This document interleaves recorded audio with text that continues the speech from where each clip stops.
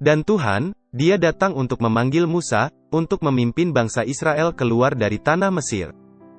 Dan Anda akan mengira bahwa setelah 40 tahun, Musa sudah layak memimpin bangsa Israel. Maksud saya, dia menghabiskan 40 tahun pertamanya di Mesir. Dia lahir di sana, pada usia 12 tahun dia pergi ke istana Mesir. Dan selama 28 tahun berikutnya, dia akan tinggal di istana Mesir di sana sampai dia membunuh seorang pria. Dan dia lari ke padang pasir dan sekarang dia telah memberi makan domba selama 40 tahun. Tuhan sudah menampakkan diri kepadanya di dalam semat yang terbakar. Maksud saya, bagaimanapun juga, Tuhan berbicara kepadanya secara langsung, bukan? Berapa banyak dari kita yang dapat mengatakan bahwa Tuhan berbicara kepada kita secara langsung? Tentunya Musa, pasti sudah menjadi semacam orang suci pada saat ini, dia dipanggil oleh Tuhan secara langsung. Dan Anda tahu, itu seperti panggilan Samuel, panggilan Paulus, orang-orang ini, mereka bertemu langsung dengan Tuhan. Dan Musa, dia juga seperti itu. Dan akhirnya, setelah banyak alasan, saya tidak bisa berbicara. Lidahku lambat bicara. Tuhan, mereka tidak akan percaya padaku.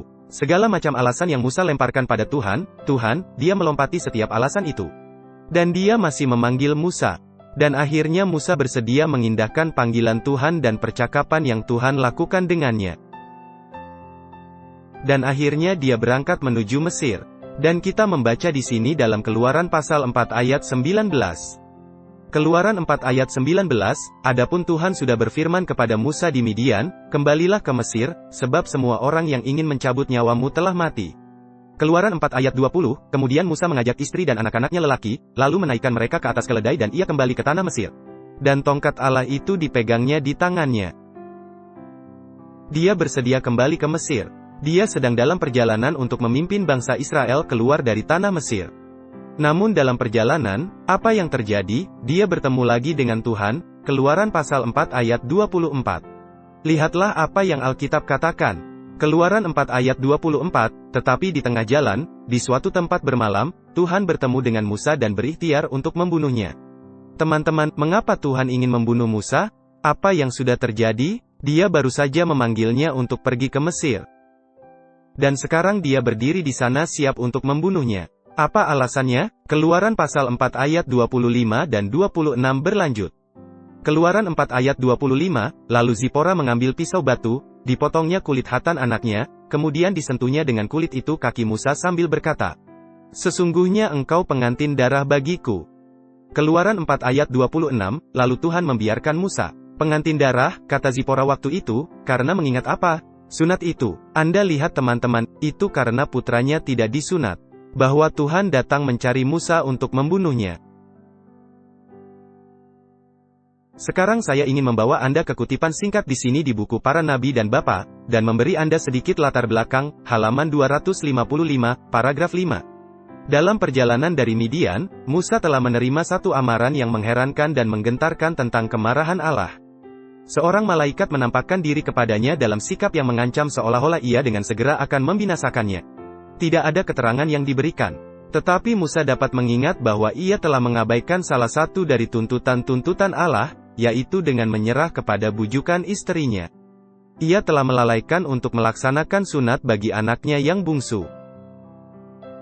Ia telah gagal untuk memenuhi syarat oleh mana anaknya dapat memperoleh hak terhadap berkat-berkat perjanjian Allah dengan Israel. Dengan satu kelalaian seperti itu di pihak pemimpin mereka yang terpilih itu akan melemahkan kekuatan peraturan-peraturan ilahi terhadap umatnya. Zipora, merasa takut bahwa suaminya akan dibunuh, telah melaksanakan upacara penyunatan itu oleh dirinya sendiri.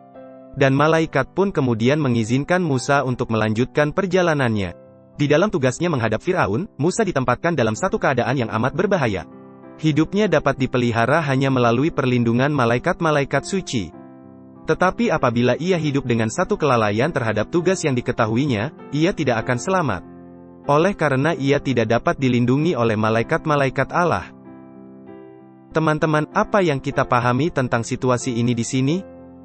Musa hidup dalam pengabaian tugas yang diketahui. Dia hidup dalam pemahaman tentang dosa yang diketahui.